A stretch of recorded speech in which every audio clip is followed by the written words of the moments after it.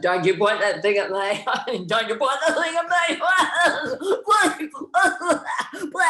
Please, no, God.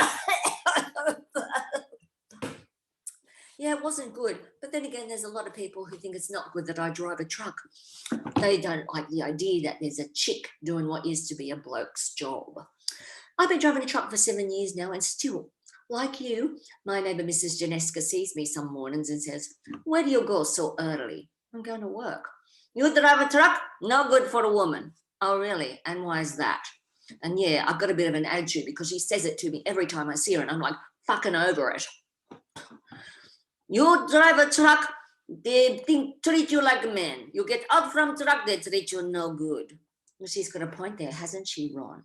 Because it all started with Frank yesterday.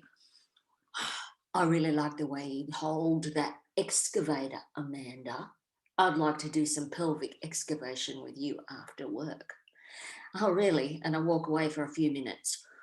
Next day he comes out with, "I've been out with a lot of women, Amanda. One night I went out and I met this lesbian." And he says it like there's only one in the whole of Australia. She told me she'd never been with a man before, and I said I'd be very happy to help her answer her unanswered questions. And what do you know? Hey, she's not a lesbian anymore. And 2 or 3 nights she wasn't a lesbian anymore, and she thanked me very much.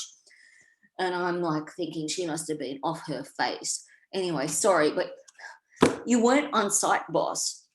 I went in my break and looked at my phone, and I got sent a whole bunch of explicit photos from Frank. How did he get my number? How did he get my bloody number?